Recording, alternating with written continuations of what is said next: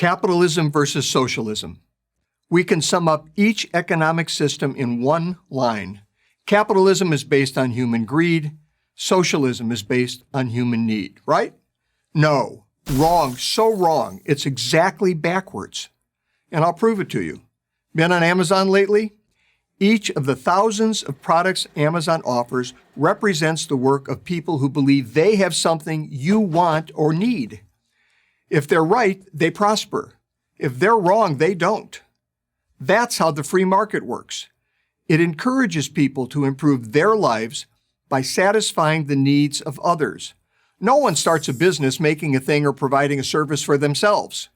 They start a business to make things or provide services for others. Now, I speak from personal experience. When I was the CEO of the company that owns Carl's Jr. and Hardee's restaurant chains, we spent millions of dollars every year trying to determine what customers wanted. If our customers didn't like something, we changed it, and fast. Because if we didn't, our competitors would, pun intended, eat us for lunch. The consumer, that's you, has the ultimate power. In effect, you vote with every dollar you spend. In a socialist economy, the government has the ultimate power. It decides what you get from a limited supply it decides should exist. Instead of millions of people making millions of decisions about what they want, a few people, government elites, decide what people should have and how much they should pay for it. Not surprisingly, they always get it wrong. Have you ever noticed that late-stage socialist failures always run out of essential items like toilet paper? Of course, this isn't a problem for those who have the right connections with the right people. Those chosen few get whatever they want. But everyone else is out of luck. Venezuela, once the richest country in South America, is the most recent example of socialism driving a prosperous country into an economic ditch. Now, maybe you think it's an unfair example. I'm not sure why, but okay. We'll ignore the fact that leftist activists celebrated it as a great socialist success right up until it wasn't. But what about Western European countries? Don't they have socialist economies? People seem pretty happy there. Why can't we have what they have? Free healthcare, free college, stronger unions. Good question, and the answer may surprise you. There are no socialist countries in Western Europe. Most are just as capitalist as the United States. The only difference, and it's a big one, is that they offer more government benefits than the U.S. does.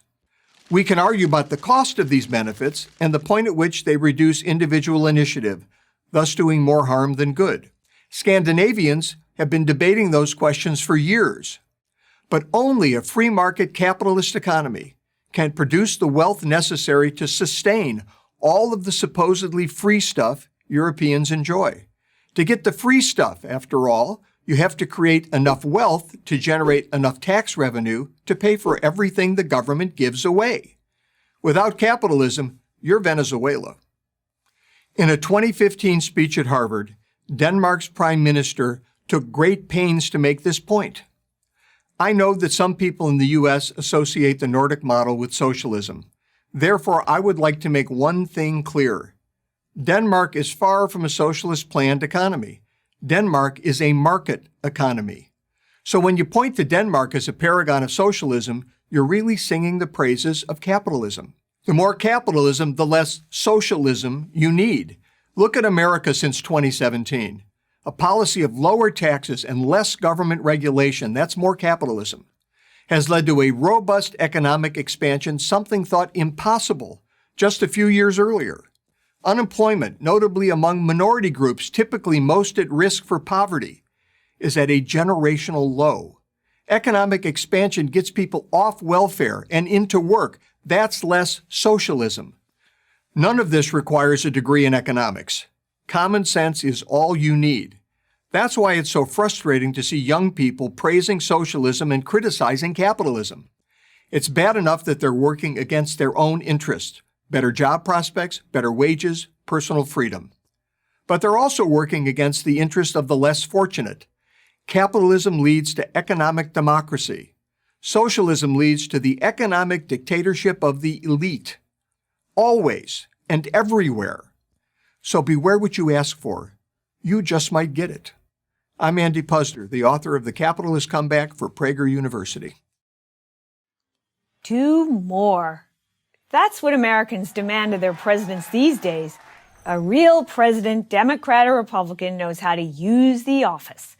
A real president makes things happen. Or so the conventional wisdom. But actually, there is another model. A president can succeed through inaction by doing as little as possible. One such president was Calvin Coolidge. From the time he took office in 1923 to the time he left in 1929, Coolidge served a philosophy that was simple and powerful. Don't do. Coolidge was our great refrainer. The leadership style matched his personal style. Coolidge did not waste words, hence his nickname, Silent Cal. He did not grandstand. For these quiet ways, the 30th president absorbed much abuse. A Washington socialite, Alice Longworth, said that Coolidge looked like he had been weaned on a pickle. Coolidge cut a sharp contrast to Alice's father, Theodore Roosevelt, who had served a decade and a half earlier. And what a contrast Coolidge provided with another Roosevelt, Franklin, who came just a few years later.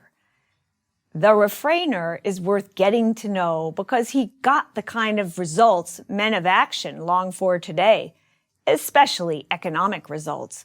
Low unemployment, often well below 5%, low taxes, higher wages, fewer strikes, new technology for the masses, a new car or a phone or radio, and most remarkable of all, a shrinking federal budget.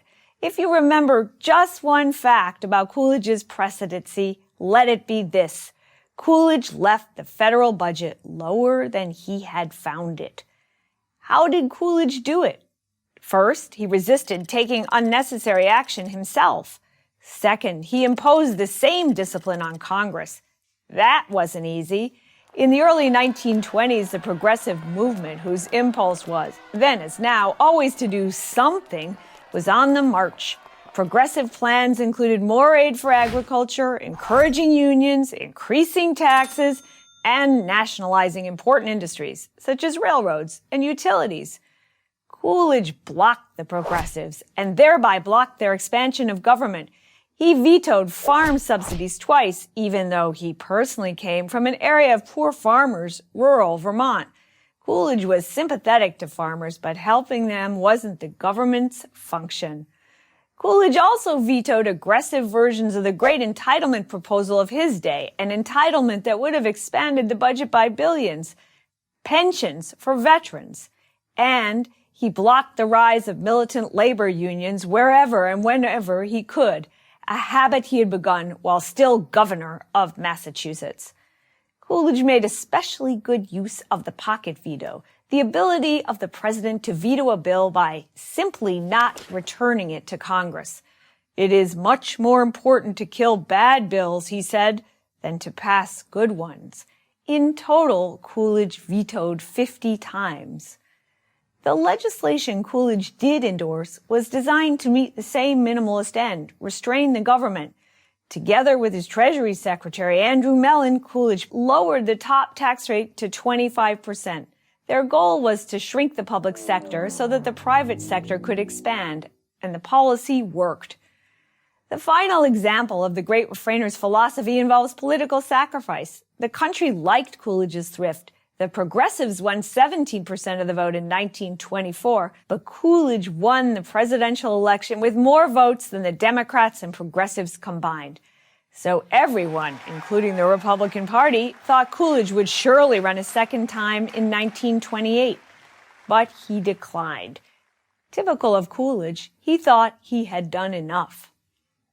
Yes, it's possible to criticize Coolidge. As much as he tried to avoid it, Coolidge in the end signed bills he would have preferred not to. And the president showed a misguided penchant for protectionism, never a sound economic policy. Some suggest that Coolidge was responsible for the stock market crash and the decade-long depression that followed after he left office. But my own research for my Coolidge biography, Coolidge, suggests that claim is inaccurate. Indeed, researching another book, The Forgotten Man, I found evidence that too much action by Presidents Hoover and Roosevelt put the great in the phrase Great Depression. It is ironic that a man of such personal modesty presided over the era known as the Roaring Twenties. But that was the paradox. Coolidge was a Scrooge who begat plenty. Perhaps the day has come for a new politician to follow the great refrainer's guiding rule. Where others do, don't. And if you have to do less. I'm Amity Schlaze of the Coolidge Foundation and the King's College for Prager University. The national anthem stands for freedom, even the freedom to do foolish things, like protesting the national anthem. But like my mama always said, just because you are free to do the wrong thing, it doesn't mean you should. Starting in 2016, some professional football players have refused to stand when the national anthem is played before a game. Some of them kneel, some of them sit on the bench, some of them raise their fist, and some don't even come out of the locker room. This was all started by San Francisco 49er quarterback Colin Kaepernick. His idea was to protest the alleged mistreatment of Black people by police and by America in general. As he put it, "I am not going to stand up to show pride in a flag for a country that oppresses Black people and people of color." Kaepernick no longer plays in the league because apparently NFL owners are racist against backup quarterbacks who don't throw well. But his protest lives on and has spread to college and high school athletes. Even elementary school kids have gotten into the act. I like football, and I sing the anthem publicly at events. This doesn't make me an expert, but I've got a problem with some things here. First, the protest is based on something that just isn't true. And second, even if it were true, the protest is misdirected and self-defeating. Let's start with problem one. Despite what we're told by Black Lives Matter and their media allies, the police are not engaged in a coordinated campaign to destroy the Black race. As Harvard professor Roland Fryer, who happens to be Black, and others have shown, there is no evidence of racial bias in police shootings. In any case, the thing that makes headlines, police shootings of unarmed Black men, is very rare. How rare? Statistics show that an unarmed Black man is more likely to be killed by lightning than a policeman.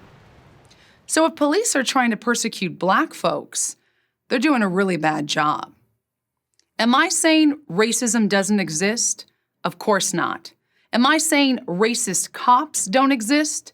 Of course not. But I would say this: Blacks have a lot more to fear from Black criminals than from the police. The police keep us safe, and they risk their lives every day doing it. That sounds like it's a lot more deserving of a thank you than a screw you. Now, problem two. The protest is misdirected and self-defeating. The American flag and the national anthem are symbols that represent our country. Even if some police officers are racist jerks, it doesn't make sense to protest those particular jerks by demonstrating against the country as a whole. Martin Luther King Jr. protested discrimination against Blacks on city buses by boycotting city buses. He never denigrated the flag or the anthem. In fact, he did the opposite. He argued that the people who oppress Blacks are the ones denigrating the flag and what it stands for. And what does it stand for? Ironically, it's the protesters themselves who give us the answer. It stands for freedom. The fact that you can disrespect the anthem and the flag proves that you're free. Anyone who doesn't stand for the anthem would do themselves a favor if they studied some current events. They'd learn that oppressive countries don't allow anyone to publicly disrespect national symbols, much less earn millions of dollars while doing it. You won't see anyone sitting for their national anthem in North Korea or Iran. Well, you might, but that will be the last time you see them. Which brings me to my final point. In America, where you are free to sit or stand during the national anthem, sitting when you should be standing is more a statement about you than about America. And you don't come off too well. You come off, frankly, as ignorant and ungrateful. Ignorant about a country that works to correct its faults, and ungrateful for the opportunity and freedom that it offers all its citizens.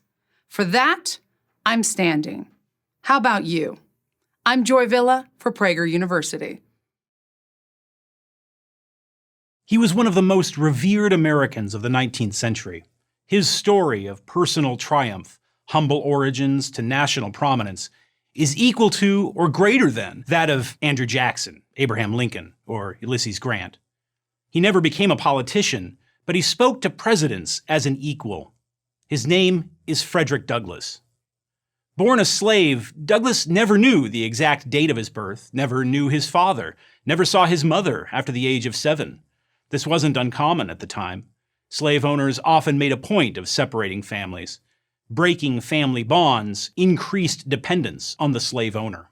Discipline was maintained through simple fear and destroying self-esteem. A slave could be punished for not working hard enough, but also for working too hard, or even for suggesting labor-saving ideas. Douglass experienced all of this and rebelled against it. As a teenager, he taught himself to read. This created a desire for freedom. When his owner discovered this disturbing development, he sent him to live with a local farmer, Edward Covey, who made extra money breaking the will of unruly slaves. Covey beat Douglass every week for 6 months, often for no reason. And it worked. Soon young Frederick gave up all hope of being free. "The dark night of slavery closed in upon me," he later wrote. That all changed one hot August day in 1835. When Covey struck him, Douglass fought back. Where he found the courage he couldn't say, the two men struggled until Covey stumbled away exhausted. Covey never laid a hand on Douglass again. The teenage slave had stood up for himself. He considered this the most important lesson of his life.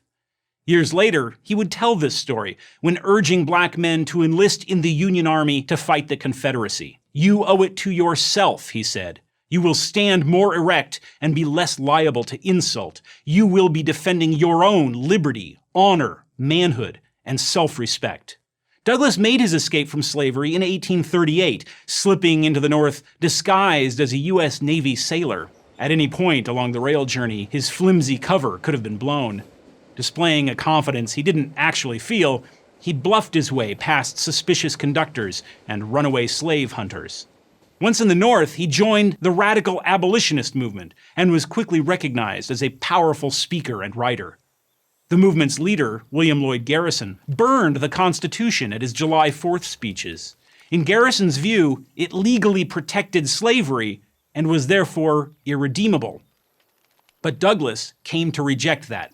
He believed that the Constitution was fundamentally opposed to slavery. Interpreted as it ought to be interpreted, Douglass said, the Constitution is a glorious liberty document.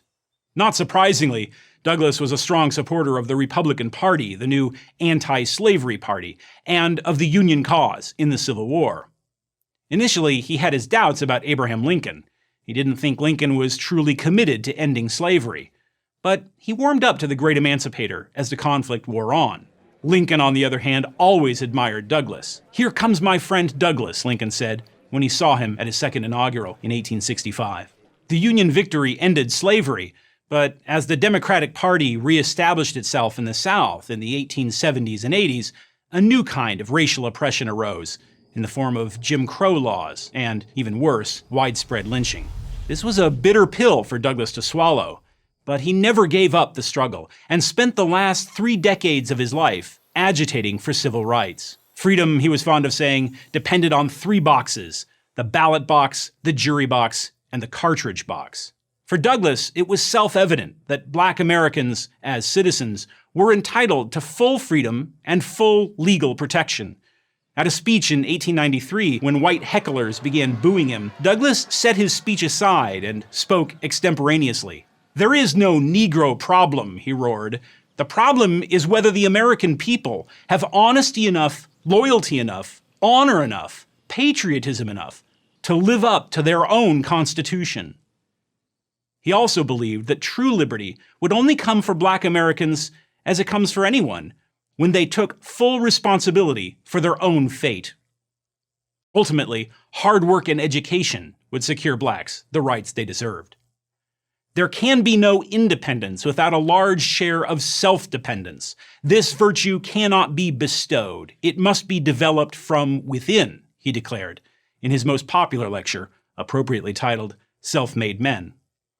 Douglass defended equality and freedom until the day he died. Literally, he passed away in 1895 on his way to a political convention. He had well understood the deep prejudice that existed, but he never accepted it as an inherent part of American culture. My cause, he wrote, was and is that of the Black man, not because he is Black, but because he is a man. I'm Timothy Sandifer, author of Frederick Douglass, Self-Made Man, for Prager University. Is there an afterlife? Life after this life ends?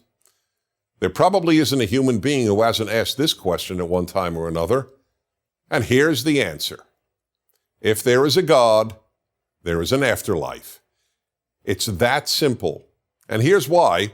First, this life is filled with an immeasurable amount of injustice and suffering. The only way there can be some ultimate justice for victims of evil is if there is an afterlife.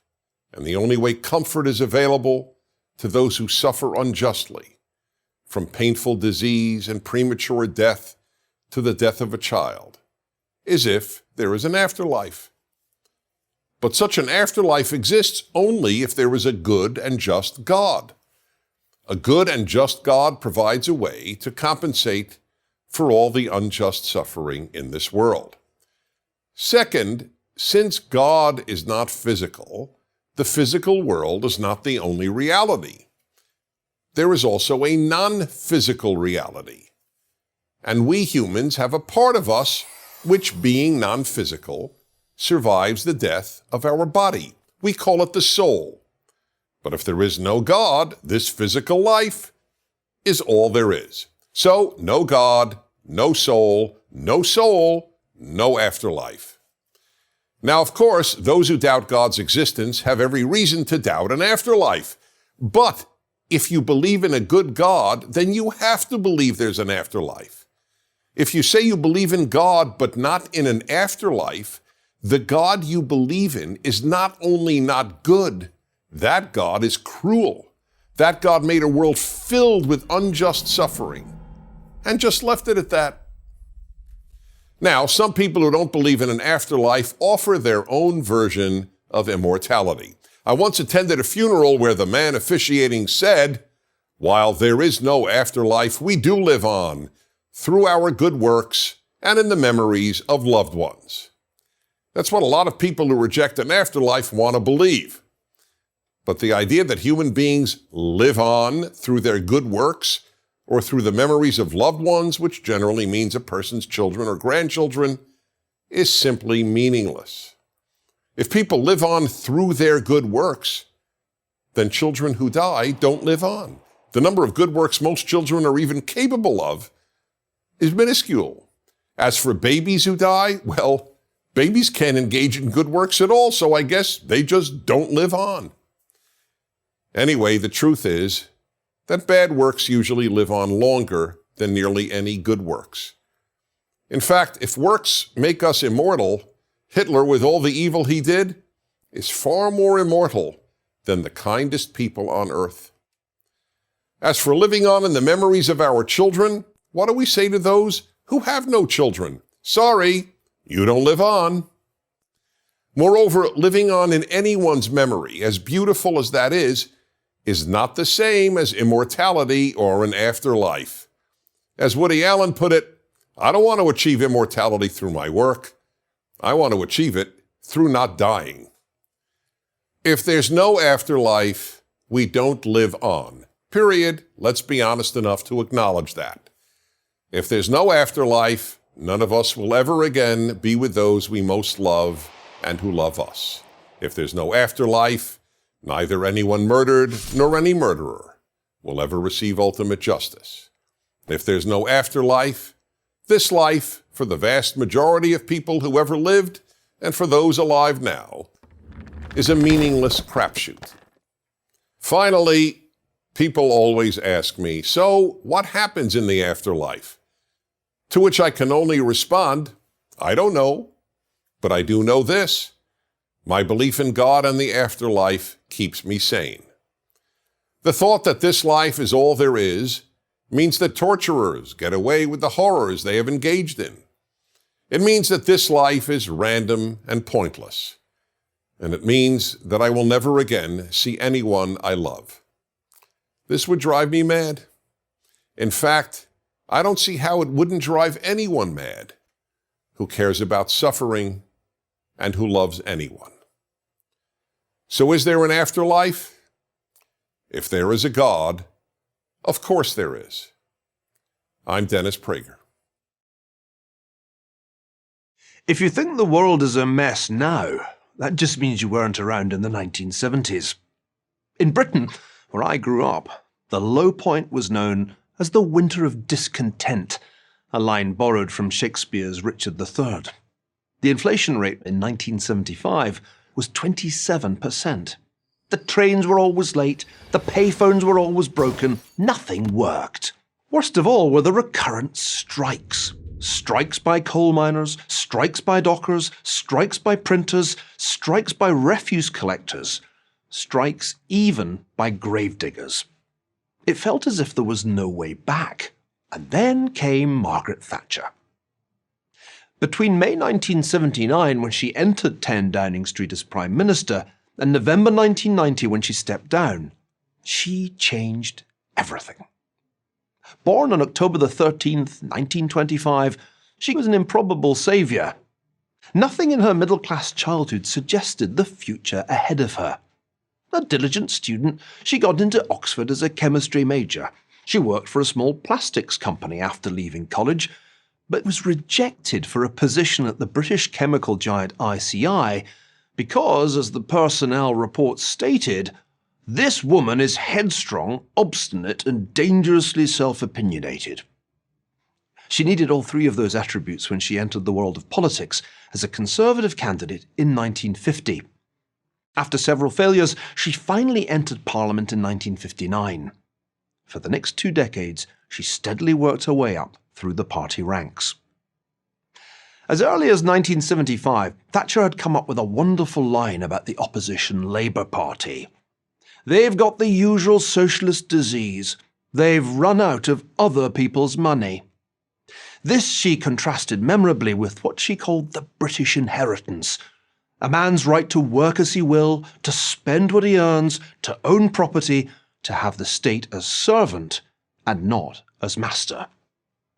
This was the essence of Thatcherism, and it was just the tonic that the patient, the British economy, needed. It's fashionable nowadays to argue that there was no Thatcher miracle in the 1980s. Not only is that demonstrably false, it misses an essential point. Thatcherism wasn't just about raising productivity or creating jobs. Just as important was the goal of defeating inflation and restoring prosperity to the middle class. This it emphatically achieved. Yet the event that more than any other defined Margaret Thatcher's premiership was not economic, but military. The Falklands War against Argentina established her irrevocably in the public mind as the new Britannia, a warrior queen who gloried in victory. And of course it ensured a Conservative win in the 1983 election. There's no question that sending the Royal Navy Task Force to the South Atlantic took great political courage. Many in her own party pushed for a negotiated settlement. But the lady was not for turning, not because she was nostalgic for the days of empire, but because the invasion was, to her mind, morally and legally wrong. Not without reason did a Soviet magazine nickname Thatcher the Iron Lady. Along with her ideological soulmate, US President Ronald Reagan, she was unhesitating in her opposition to the Soviet Union. When the Soviets deployed intermediate-range nuclear missiles in Eastern Europe, she fully supported, despite fierce opposition, Reagan's countermove to send American cruise and Pershing missiles to Western Europe. It's still terribly hard for those who opposed her to admit it, but Margaret Thatcher was right about most things. She was right that the British trade unions had become much too powerful. She was right that inefficient nationalised industries had to be privatised. And she was right that the West could win the Cold War. "I can't bear Britain in decline," she told a BBC interviewer in April 1979. "I just can't." Nor could we. For much of the 1970s, that decline had looked irreversible. Yet Margaret Thatcher stopped the rot. She cured the economy of the disease of inflation and industrial unrest. She revived the idea of a property-owning democracy. And with her courageous and principled foreign policy, she restored Britain's standing in the world. Those of us who stood by her are entitled to feel proud that we were on history's winning side. But we should have no illusions about the humble, supporting roles we played. She was the leader, proof that sometimes it really is a single individual who can change the course of history. In Margaret Thatcher's case, decidedly for the better.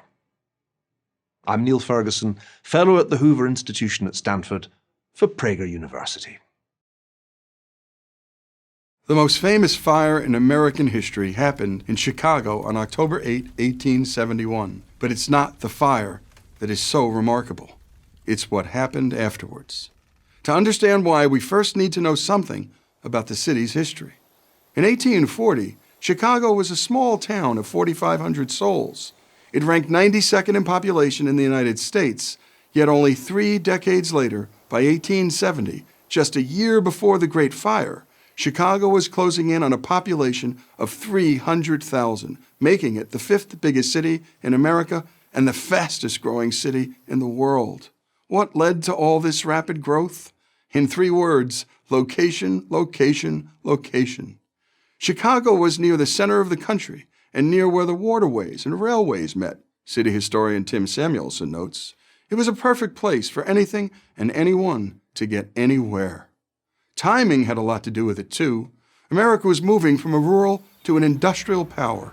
Chicago was right in the middle of the action. Ironically, its rapid growth was almost its undoing. Chicago had to build and build quickly, and so they built it out of wood, explains Sarah Marcus of the Chicago History Museum. It was quick, it was easy, and it was cheap. And as it turned out, very flammable. By most accounts, the fire started on the city's west side, near the DeKoven Street barn of Patrick and Catherine O'Leary.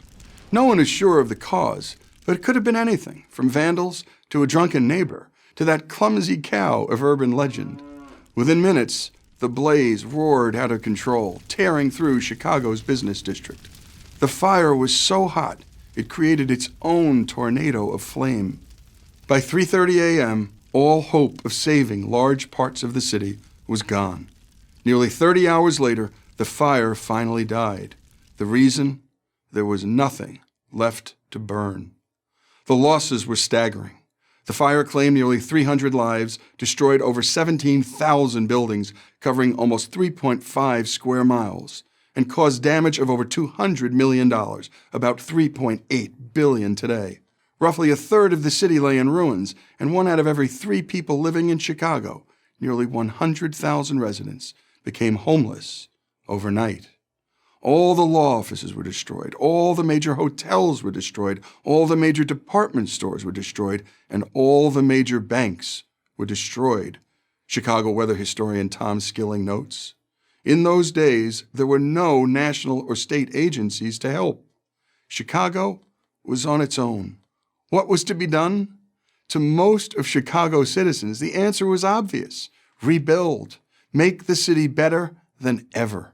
Yes, there were many victims of the fire, but there was no sense of victimhood. Even before the bricks stopped smoking, the people of Chicago went to work. First, the damage had to be assessed. The death and destruction were obvious, but there were some major pluses as well. The stockyards and meatpacking plants had been spared. 2/3 of the grain elevators survived. And most importantly, the railway and rail stock escaped major damage. This was critical because it would allow shipments of building materials and private relief aid to come pouring in from across the country and around the world. The banking community quickly rallied. Within 48 hours, 12 of the 29 banks that had burned to the ground were operating in makeshift facilities. Merchants, large and small, immediately set up temporary shops. Local financier Henry Greenbaum sent letters to investment bankers all over the globe. This wasn't the time to give up on the city. It was the time, he told them, to buy in. Many agreed. Among them were creative young architects attracted to the nearly blank slate the city presented to them. They would raise a new city from a new product, steel. Their work, praised and copied all over the world, came to be known as the Chicago School. By 1890, only 20 years after the fire, Chicago's population passed the 1 million mark, becoming the second biggest city in America. The population had more than tripled since the Windy City's darkest night. Why is this all important to know? Because the government didn't rebuild Chicago. Chicago rebuilt Chicago, and with astonishing speed and energy. A can-do spirit, devotion to community, and free market capitalism made it happen. It's impossible to look at this achievement without admiration and more than a bit of nostalgia. Could we summon that same spirit today? Yes, we can. But only if we proudly retell stories like this one that remind us the greatness of America is not a product of government, but a product of self-government, empowered citizens pursuing their own best interests. I'm Lee Habib, host of Our American Stories for Prager University. Racist, sexist, Republican, these words are virtually interchangeable, at least according to most professors, journalists, and celebrities. So are they right? Let's take a look at history. The Republican Party was created in 1854. The first Republican Party platform, adopted at the party's first national convention in 1856, promised to defeat, quote, those twin relics of barbarism, polygamy, and slavery. Those twin relics were spreading into the Western territories. Republicans feared that as those territories became states, polygamy and slavery might become permanent parts of American life. Polygamy, the marriage of one man to multiple women, devalued women and made them a kind of property. Slavery, of course, did the same to blacks, literally. The Democrats were so opposed to the Republicans and their anti-slavery stance that in 1860, just 6 weeks after the election of the first Republican president, Abraham Lincoln, South Carolina, a state dominated by Democrats, voted to secede from the Union. The Civil War that followed was the bloodiest war in U.S. history. It led to the passage by Republicans of the 13th Amendment, which freed the slaves, the 14th Amendment, which gave them citizenship, and the 15th Amendment, which gave them the vote. In 1870, the first black senator and the first black congressman were sworn in, both Republicans. In fact, every black representative in the House until 1935 was a Republican, and every black senator until 1979 was too. For that matter, the first female member of Congress was a Republican. The first Hispanic governor and senator were Republicans. The first Asian senator, you get the idea. Republicans also kept their pledge to defend women's rights. In 1862, the Morrill Anti-Bigamy Act was passed by the Republican-controlled Congress to put an end to polygamy. In 1920, after 52 years of Democratic Party opposition, the 19th Amendment was ratified thanks to the Republican Congress, which pressured Democratic President Woodrow Wilson to drop his opposition to women's rights. In the final tally, only 59% of House Democrats and 41% of Senate Democrats supported women's suffrage. That's compared to 91% of House Republicans and 82% of Senate Republicans.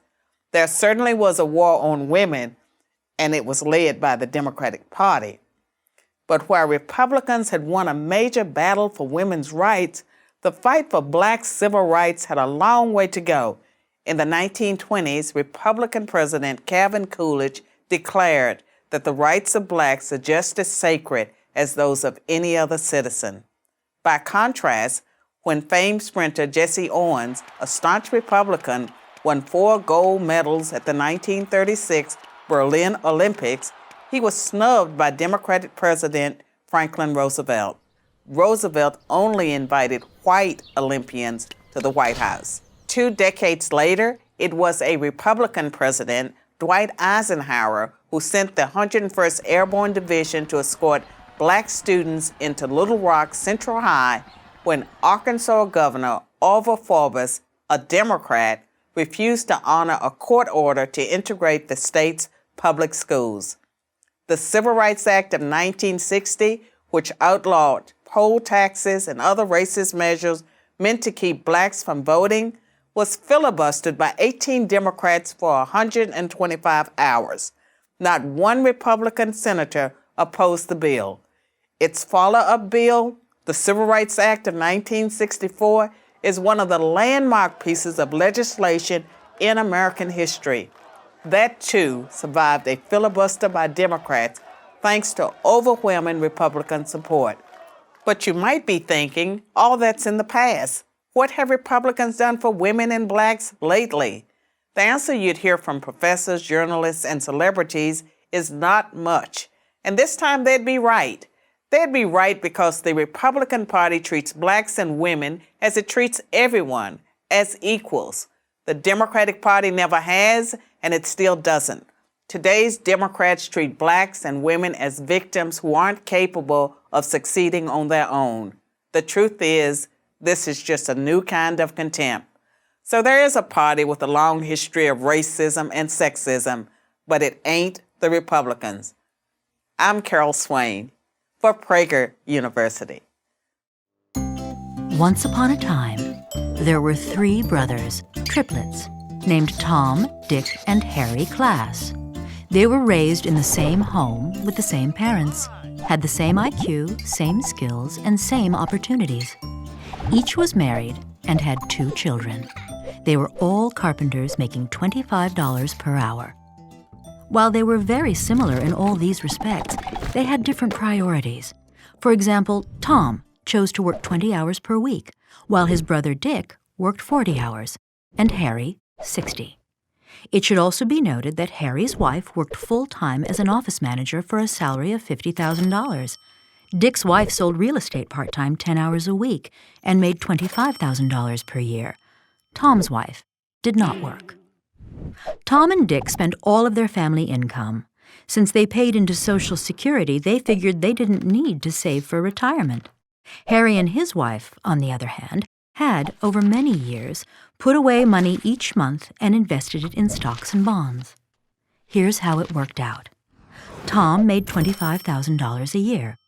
Dick and his wife made $75,000, and Harry and his wife $150,000. When a new housing development opened up in their community, the brothers decided to buy equally priced homes on the same private street. One day, the brothers decided to pool their funds for the purpose of improving their street. Concerned about crime and safety, and wanting a more attractive setting for their homes, the 3 families decided to install a security gate at the street's entrance, repave the street's surface, and enhance the lighting and landscaping. The work was done for a total cost of $30,000. Harry assumed they would divide the bill 3 ways, each brother paying $10,000. But Tom and Dick objected. "Why should we pay the same as you?" they said. "You make much more money than we do." Harry was puzzled. "What does that have to do with anything?" he asked. "My family makes more money because my wife and I work long hours and because we have saved some of the money we've earned to make additional money from investments. Why should we be penalized for that?" "Harry, you can work and save all you like," Tom countered. "But my wife and I want to enjoy ourselves now, not 25 years from now." "Fine, Tom, do what you want. It's a free country. But why should I have to pay for that?"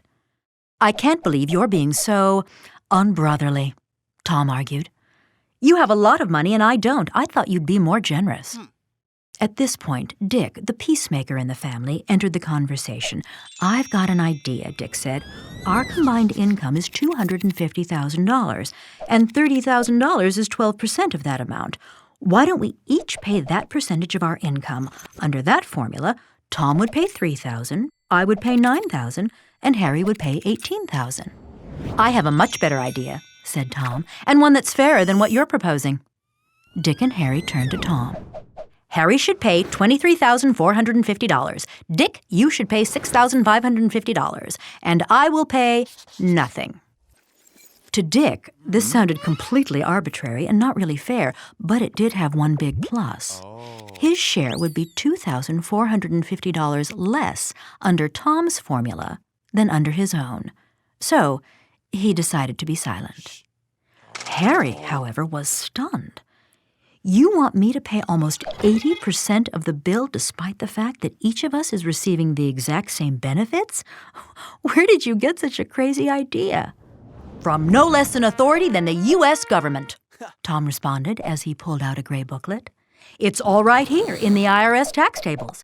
This is the progressive income tax system all U.S. taxpayers live under, and I don't see why we should be any different. In fact, I believe all future improvements should be paid in this way. Works for me, said Dick. So, by a vote of 2-1, the cost of the street improvements was divided as Tom had proposed, even though they benefited equally, and even though the reason Harry had more money was that he and his wife had worked many more hours than his brothers and their wives, and had saved some of what they had earned, instead of spending it all. Tom and Dick lived happily ever after with their new arrangement. Harry grumbled a lot, but whenever he complained, his brothers called him greedy and selfish. The end. The promoters of identity politics, the idea that we are primarily defined by our race and gender, have taken over the humanities and social sciences. That's bad, but not as bad as this. They are moving in on STEM, science, technology, engineering, and math. All across the country, a UCLA scientist reports, the big question is, how can we promote more women and minorities by changing, i.e. lowering, the requirements we had previously set for graduate-level study? The National Science Foundation, NSF, a federal agency that funds university research, exemplifies this approach. Progress in science, the NSF argues, requires a diverse STEM workforce. Why this is the case, they don't bother to say. Somehow, NSF-backed scientists managed to rack up more than 200 Nobel Prizes before the agency realized that scientific progress depends on diversity. No matter, in July 2017, it awarded $1 million to the University of New Hampshire and 2 other institutions to develop a bias awareness intervention tool. Another $2 million went to the Department of Aerospace Engineering at Texas A&M to remediate microaggressions and implicit biases. The science diversity charade, as I discuss in my book, The Diversity Delusion, wastes extraordinary amounts of time and money that could be going into basic research and its real-world application. If that were its only consequence, the cost would be high enough. But identity politics is altering the standards for scientific competence and the way future scientists are trained. Diversity is now an explicit job qualification in the STEM fields. The physics department at UC San Diego advertised an assistant professor position with a specific emphasis on contributions to diversity, such as a candidate's awareness of inequities faced by underrepresented groups. Solving the mystery of dark energy apparently now takes a back seat to social justice. Maybe it was a coincidence, but all 5 candidates on UC San Diego's shortlist were females. If traditional standards are keeping women and minorities out of STEM fields, it stands to reason that changing standards must be the way to get them in. Or maybe standards are just another expression of the white patriarchy and thus no longer relevant. An introductory chemistry course at UC Berkeley reflects the new culturally sensitive pedagogy. A primary goal, according to its teachers, is to disrupt the racialized and gendered construct of scientific brilliance, which defines good science as getting all the right answers. This same diversity obsession extends to medical schools. Not a happy thought when they wheel you into the operating room for emergency surgery. The promoters of identity politics are literally playing with our lives. Medical schools' admissions committees are now told to overlook the low test scores of Black and Hispanic applicants in favor of a more holistic approach. From 2013 to 2016, medical schools admitted 57% of Black applicants with a low medical college admission test score of 24 to 26, but only 8% of whites and 6% of Asians with those same low scores, according to Claremont McKenna professor Frederick Lynch. Racial preferences in med school programs are sometimes justified on the basis that minorities want doctors who look like them. Really? Seems much more likely that minority patients with serious illnesses want the same thing we all do, a well-trained, skilled doctor. The desperate attempt to get women into STEM fields is also based on the idea that, absent discrimination, women and men would be equally represented in the sciences. This is highly unlikely, however. Differences in math proficiency between boys and girls show up as early as kindergarten. In the top 0.01% of math ability, where we find scientific genius, there are 2.5 males in the U.S. for every female, according to a recent paper in the journal Intelligence.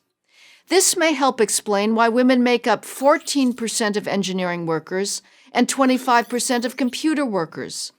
To acknowledge this was once common sense, now it can get you fired. Ask James Damore, the Google engineer who questioned the company's hiring preferences for females. The National Labor Relations Board upheld Google's firing of Damore on the grounds that his statements about purported biological differences between men and women were discriminatory and constituted sexual harassment. This decision means that every evolutionary biologist, neurologist, or economist who acknowledges the differences between males and females is at risk of his job. The unique accomplishments of Western science were achieved without regard to the sex or skin color of its creators. Now, however, funders, industry leaders, and academic administrators want us to believe that diversity is the key to the future. But the truth is the exact opposite. We want our best scientific minds to be free to do their best work. In our highly competitive world, identity politics is an indulgence we can't afford. I'm Heather McDonald, fellow at the Manhattan Institute for Prager University. Listen, my children, and you shall hear of the midnight ride of Paul Revere. Have you ever heard that thrilling line? Do you even know who Paul Revere is? If you're under, say, 30, I'm going to guess that the answer to both of these questions might be no. This is a very serious problem, but it's not your fault. It's a serious problem because it means you've been cut off from one of our greatest American stories. And it's not your fault because no one bothered to teach you about this courageous man and the great American poet who made him famous. It seems professional educators decided that other topics were more important to your education. But they made a mistake, a big one. The story of Paul Revere is part of our heritage. It and countless other stories like it unite us as a distinct people with a shared noble past. They also inspire us and stir national pride. These are good things, vital to the future of the country. Without them, we're just 300 million different individuals living between Canada and Mexico. It wasn't always this way. In fact, not long ago, you couldn't have left high school without memorizing the line I quoted and many of the lines that follow. So let me right a wrong and tell you about two remarkable Americans who lived half a century apart, one a silversmith and one a poet, Paul Revere and Henry Wadsworth Longfellow. By 1775, the American colonists and their British masters were on the verge of war. The flashpoint was Boston. It wasn't so much a matter of where the British would strike, but when. To give themselves some advance warning, the rebels created a team of couriers. One of them was a successful 40-year-old silversmith and engraver named Paul Revere. On the night of April 18th, 2 lanterns were lit in the tallest structure in the city, the Old North Church. This was the signal that the fateful moment had arrived. The British were coming. Revere rode out into the darkness to warn his compatriots to prepare for a fight. That fight came the next day in Lexington. The War of American Independence had begun. But in the decades following, history mostly forgot Paul Revere. After serving in the war, he had an extraordinary career as an early industrialist, building a significant business that survives to this day as Revere Copper. But when he died in 1818, his obituary made no mention of his daring ride. The only reason we still know of him is because of another crisis in American history, the Civil War. Henry Wadsworth Longfellow had been an ardent opponent of slavery, an abolitionist, from the time he was a young man. By 1860, he was America's most famous poet.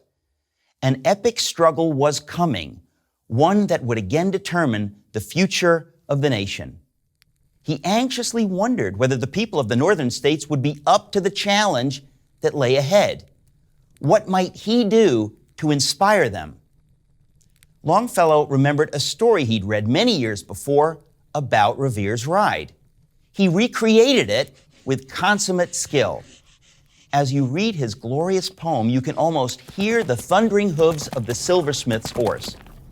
Published in a new magazine called The Atlantic Monthly in January 1861, his brilliant ballad was an immediate success. School children began memorizing and reciting it at annual Independence Day celebrations. In 1883, a 22-year-old sculptor, Cyrus Dallin, was commissioned to create a Paul Revere statue to stand in the plaza across from the Old North Church. It is still one of the most popular tourist sites in Boston. What is Longfellow's poem asking of us who hear it today? It is doing what all great art does. It calls us to think of ourselves as part of something larger, as part of something noble, beautiful, good, and true. The men like Paul Revere who fought in the American Revolution were not merely fighting for themselves and for their families, but for something far beyond that, for a new kind of nation. The men who fought to free the slaves in the Civil War renewed that promise. If we forget these brave men, we forget what they stood for, and therefore we will forget what America means. And just like an individual who's lost his memory no longer knows who he is, a nation or a people that loses its memory no longer knows who they are. Longfellow's poem reminds us.